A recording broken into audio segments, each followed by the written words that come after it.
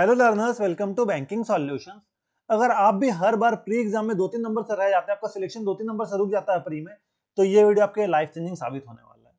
मैंने इस साल जितने भी बैंक एग्जाम दिए, लगभग सबका प्री मेरा क्लियर हुआ है। कैसे क्लियर हुआ?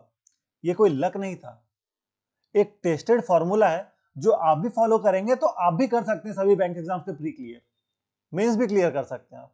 बट इस वीडियो में प्री के बारे में डिस्कस करने वाला हूं, मेंस का अगले वीडियो में डिस्कस करूंगा। अगर आप सीरियस अपने सिलेक्शन को लेकर तो ये वीडियो को 1 सेकंड में मिस मत करिएगा। ये वीडियो आपको बहुत ही फायदा देने वाला है, क्योंकि यहां सिर्फ मैं मोटिवेशन नहीं देता हूं, यहां पे मैं हार्डकोर स्ट्रेटेजी आपको दे रहा हूं, जिससे कि आपको फाइनल सिलेक्शन लेने में बहुत ही आसानी होगी।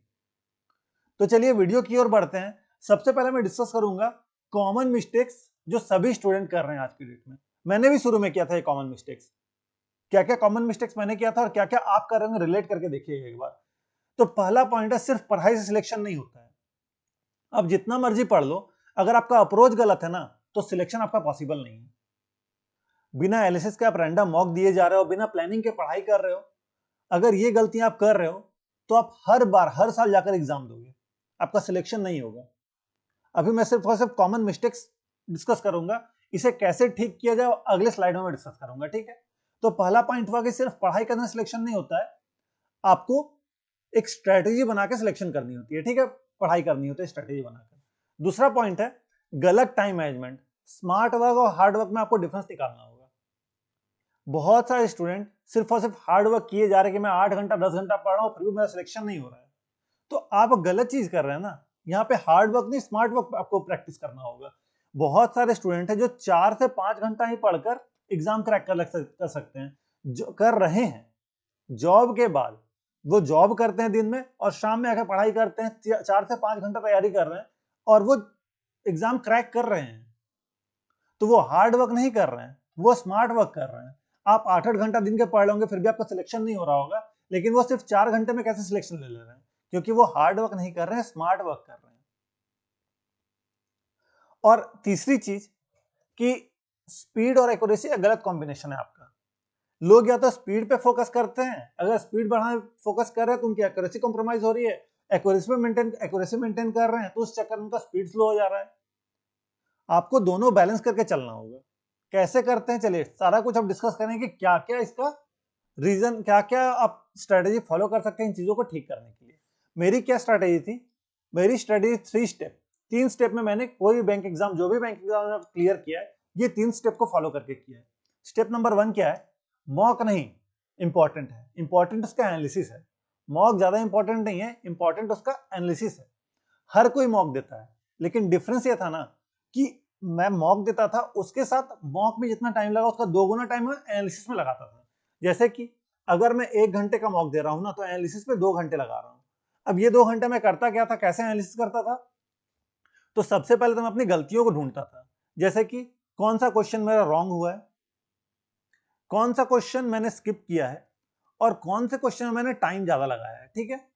इन चीजों को मैं नोट करता था, ठीक है। इन चीजों को मैं कॉपी में नोट करता था, और फिर जो मेरा वीक एरियाज था उस पर मैं फोकस करता था, उस पर ध्यान देता था, उसको इंप्रूव करता था। जो भी वीक एरियाज मेरे थे, ठीक है, उन वीक एरियाज को इंप्रूव करता था। और मेरा एक और काम था कि जब भी मैं मॉक देता था, ठीक है, तो मैंने एक चार्ट बना के रखा था, एक टेबल बना के रखा था, जिसमें हर दिन का मैं अपने मॉक को ट्रैक करता था। जैसे कि डे 1 पे मैंने मॉक दिया, तो डे 1 पे मेरी एक्यूरेसी क्या थी वो मैं लिखता था, मेरा मार्क्स क्या था, मेरा परसेंटाइल क्या था, और मेरी स्पीड क्या थी। क्या मेरे क्वेश्चन कितने अटेम्प्ट हुए थे, एवरेज स्टूडेंट से ज्यादा अटेम्प्ट हुए थे, एवरेज स्टूडेंट से कम अटेम्प्ट हुए थे, सारा कुछ मैं ट्रैक करता था।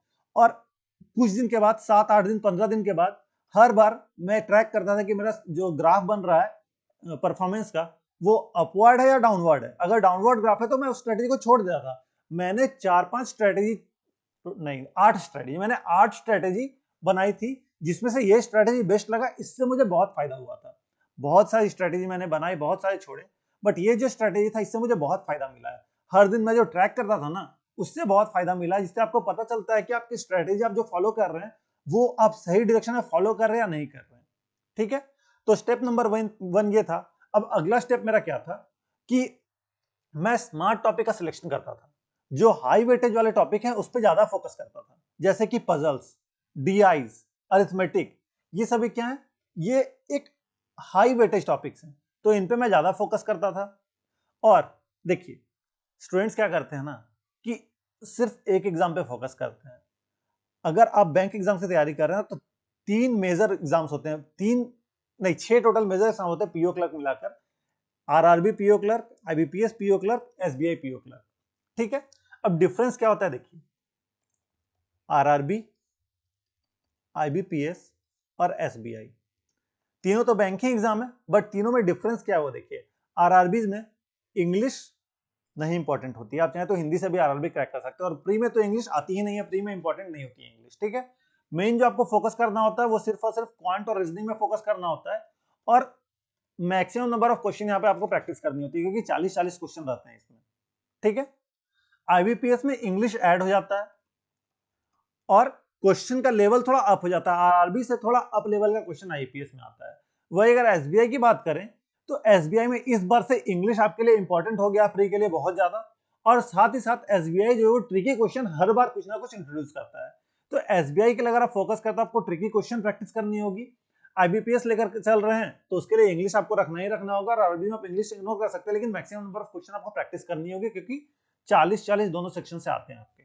ठीक है, तो हर एक एग्जाम के हिसाब से आपको स्ट्रेटेजी बनानी होगी, जो एग्जाम नजदीक है उस पर ज्यादा आपको फोकस करना, उसके हिसाब से आपको स्ट्रेटेजी बनानी है। ठीक है, और तीसरा और आखिरी जो बहुत ही ज्यादा इंपॉर्टेंट है कि लास्ट 15 डेज का सीक्रेट स्ट्रेटेजी क्या होता है।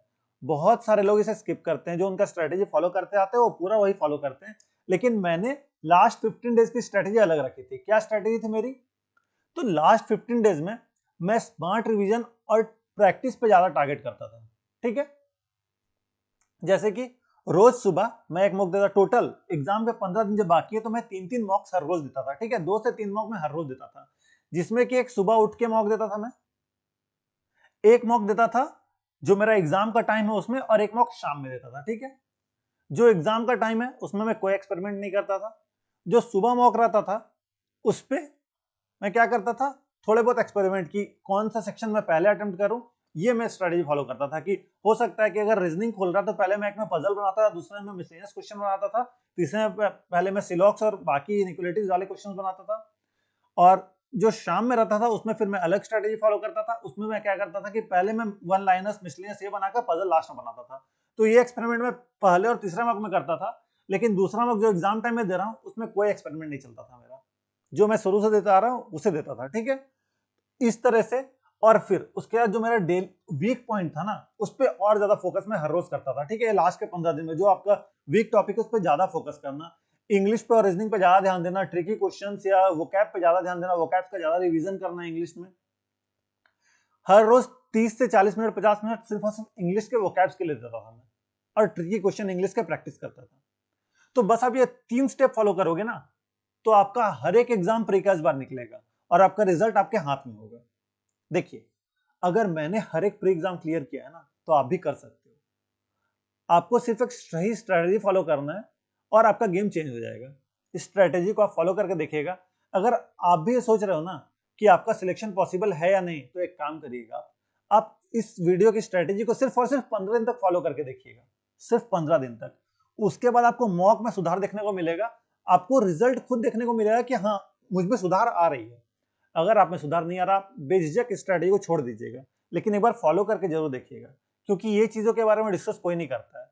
मैं यहाँ पे डिस्कस करने आया हूँ क्योंकि बहुत सारे स्टूडेंट्स ये गलती करते हैं, मैंने भी किया अपने स्टार्टिंग फेज में।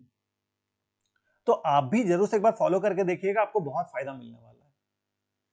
अगर ये स्ट्रेटेजी आपको यूजफुल लगी है ना, तो इस वीडियो को एक लाइक जरूर से करिएगा और अपने दोस्तों को भी शेयर करिएगा, ताकि ज्यादा लोग तक वीडियो पहुंच सके, ज्यादा लोगों को फायदा हो सके इस वीडियो का। और कमेंट करके बताइएगा कि आपका सबसे बड़ा स्ट्रगल क्या है, मैं उस पर एक डेडिकेटेड वीडियो बना दूंगा। ठीक है, तो मैं हर एक कमेंट को अच्छे से पढ़ता हूँ। अपना कमेंट आप करिए कि आपको सबसे बड़ा स्ट्रगल लगता है अपने प्रिपरेशन फेज में, उसका मैं सॉल्यूशन अगले वीडियो में लेकर आ जाऊंगा, एक डेडिकेटेड वीडियो उस चीज के बारे में बना दूंगा। ठीक है, और आप इस चैनल को सब्सक्राइब भी जरूर से कर लीजिएगा, ताकि आने वाले वीडियोस नोटिफिकेशन आपको मिलती रहे। जस्ट आप यहाँ क्लिक कर सब्सक्राइब कर सकते हैं। इतना मेहनत मैं कर रहा हूँ, सब्सक्राइब तो डिजर्व कर सकता हूँ, आपके सब्सक्राइब करने से मुझे मोटिवेशन मिलती है, तो प्लीज सब्सक्राइब करके मुझे सपोर्ट करें। मिलते हैं अगले वीडियो में। आपको आपके एग्जाम के लिए all the best. Thank you.